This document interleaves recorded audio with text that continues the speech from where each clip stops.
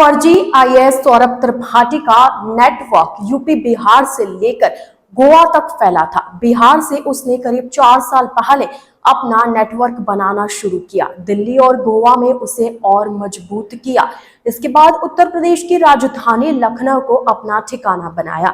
सौरभ की पोल कहीं खुल ना जाए, इसलिए उसने सबसे पहले आधा दर्जन से अधिक आईएएस अफसरों से नजदीकियां बढ़ाई। जुगाड़ और फर्जीवाड़ा करके सरकारी मीटिंग्स और सेमिनारों में आईएएस बनकर पहुंचने लगा। उसने फुल प्रूफ प्लान के तहत अपनी ईमेल आईडी gov.com एनआईसी से बनाई। कई राज्यों के सीएम और राज्यपालों से मिलता, उनके साथ फोटो खिंचवाता, रौब झाड़ने के लिए घनर और नीली बत्ती लगी गाड़ियों का काफिला लेकर चलने लगा। करीब 8 दिन पहले उसके सोशल मीडिया प्रोफाइल के जरिए एक बिजनेसमैन ने उसे संपर्क किया। शक होने पर उसने एक सीनियर आईएएस अफसर को उसके बारे में बताया। फर्जी आईएएस सौरभ त्रिपाठी को लेकर पुलिस अफसरों से बातचीत हुई तो चौंकाने वाली बात सामने आई। पुलिस के अनुसार सौरभ त्रिपाठी मूल रूप से मऊ के इमलिया मऊ का रहने वाला है। मऊ बिहार के पास है। बिहार से बड़ी संख्या में आईएएस अफसर निकले हैं। इस वजह से उसने फर्जी आईएएस अफसर बनने की कहानी बिहार से शुरू की। पुलिस की जांच में सामने आया कि उसने करीब 4 साल पहले बिहार में तैनात आधा दर्जन आईएएस अफसरों से नजदीकियां बढ़ाई।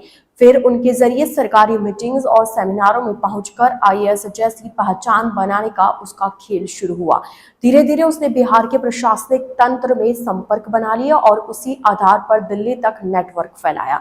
पुलिस को मिली जानकारी के मुताबिक सौरभ त्रिपाठी यूपी के कई जिलों के सरकारी कार्यक्रमों में बतौर चीफ गेस्ट शामिल हो चुका है। मंच पर आईएएस की तरह बैठता था, भाषण देता था, आयोजकों को बताता था कि वह दिल्ली में पोस्टेड है, जल्द ही यूपी कैडर में वापस आने वाला है। इतना ही नहीं, उसने गोवा के मुख्यमंत्री और राज्यपाल के साथ तस्वीरें खिंचवा ली। इन तस्वीरों को सोशल मीडिया पर पोस्ट कर लोगों को झांसे में लिया।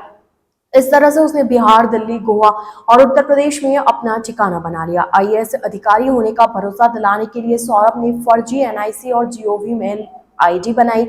अपने पीएस के नाम से भी ईमेल आईडी तैयार कराई।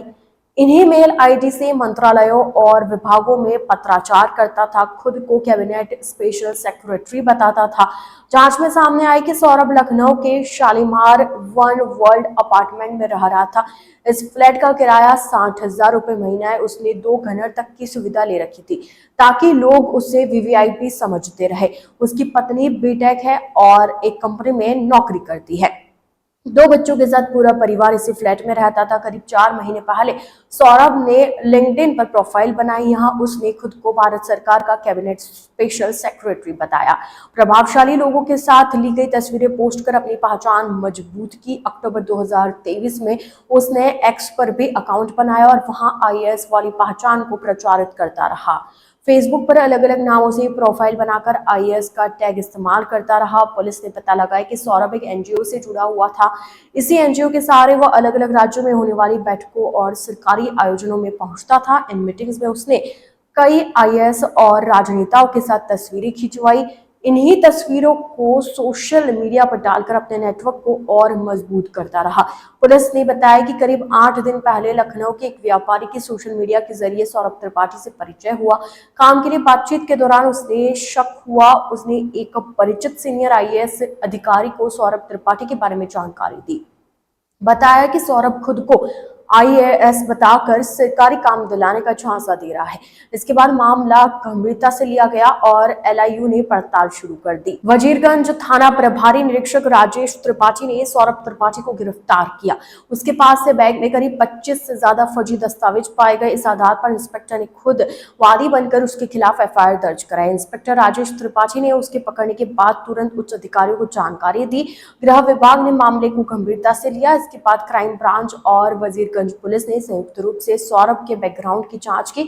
सौरभ त्रिपाठी पर आईपीसी की गंभीर धाराओं में मुकदमा दर्ज किया गया। आरोपों में धोखाधड़ी, जालसाजी और सरकारी पद का दुरुपयोग शामिल है। पुलिस की शुरुआती जांच में सौरभ की ईमेल आईडी फर्जी निकली। लग्जरी गाड़ियों पर लगे पास भी कुटरचित पाए गए। इससे पुलिस को यकीन हो गया कि पूरा नेटवर्क ठगी और धोखाधड़ी पर आधारित है। पुलिस के मुताबिक आधा दर्जन से ज्यादा लोगों ने बयान दिया है कि सौरभ ने आईएएस बनकर उनसे संपर्क किया, बिजनेसमैन को सरकारी मदद और काम दिलाने का झांसा दिया।